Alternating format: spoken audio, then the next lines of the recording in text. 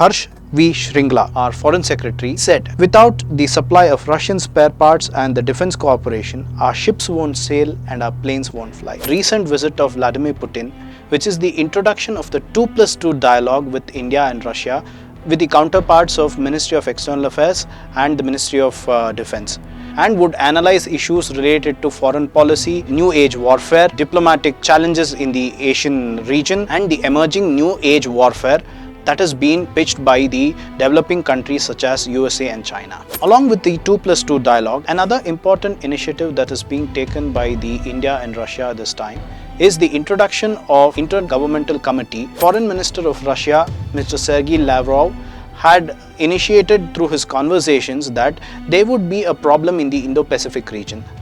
This region is a very sensitive region for Russia and has a lot of concerns over the American interpretation of this region.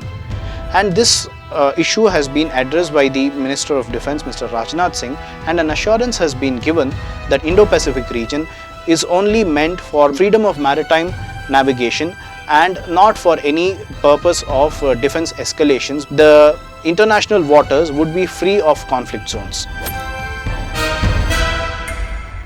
Today we are going to talk about the strategic ties between India and Russia and emerging strategic scenario in Asian geopolitics. Harsh V. Shringla, our Foreign Secretary, made a very important statement in one of the press conferences earlier in the day. He said, "Without the supply of Russian spare parts and the defense cooperation, our ships won't sail and our planes won't fly." This is the indication of a serious, realist perspective of India's emerging strategic scenario with Russia. Its strength and its resilience can be found throughout the decades that has emerged so far. The defense ties and its closeness between India and Russia is, however, known to the entire world.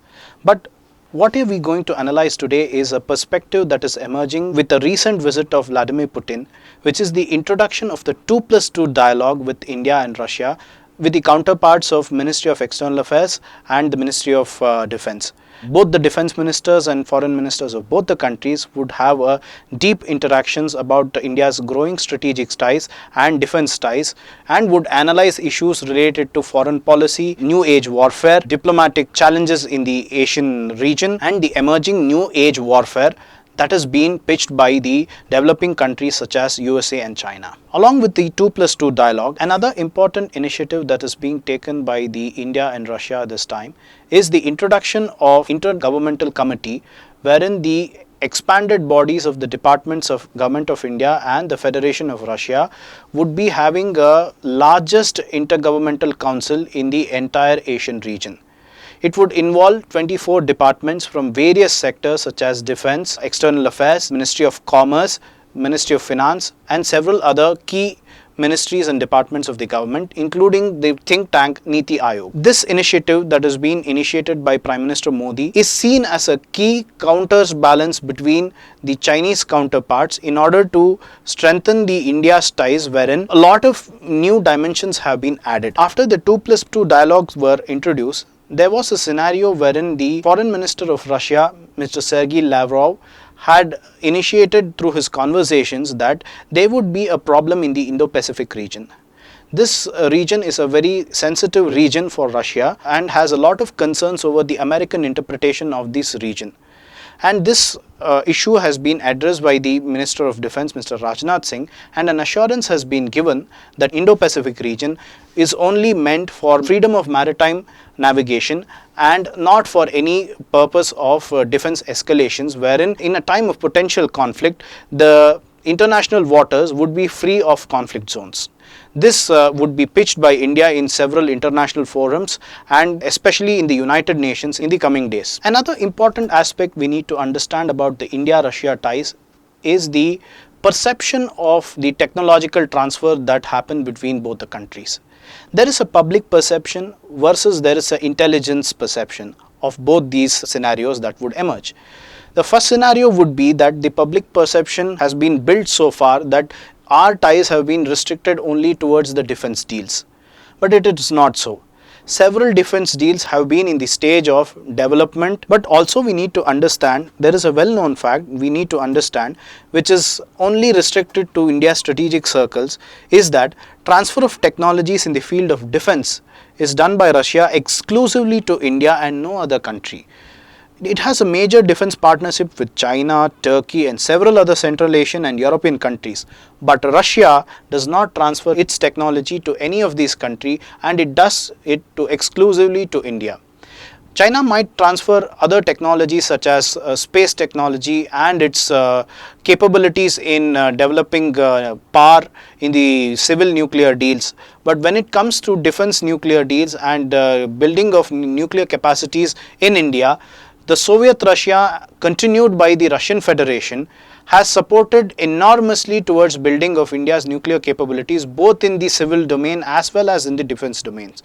The Pokhran range that was held in the year 1998 had a strong backing of Russia and President Putin, who had just taken charge as the president. India follows a three-dimensional strategy in its defense productions, which is the joint production, joint development and joint research. We need to also understand that apart from the defense ties that India has, India's investments in the Far East with the promise of $1 billion that has been promised by Prime Minister Modi to be invested in the Far Eastern region in the Eastern Economic Summit has an important consequence both for India and Russia.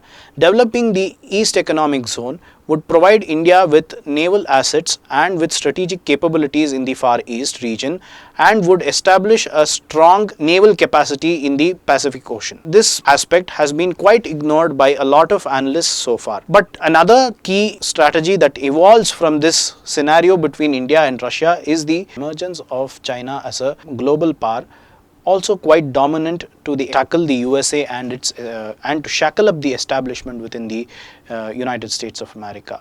President Biden is believed to be soft on China because of his son Hunter Biden's investments in China. Hunter Biden has a lot of business stakes in China, and this is one of the reasons why the American establishment is going soft on China. They are taking a lot of initiatives in order to make statements and issue a lot of defense threats to Russia and specifically to China. But however, no action has been taken on ground. This indicates that India is a lone wolf in tackling China and Pakistan.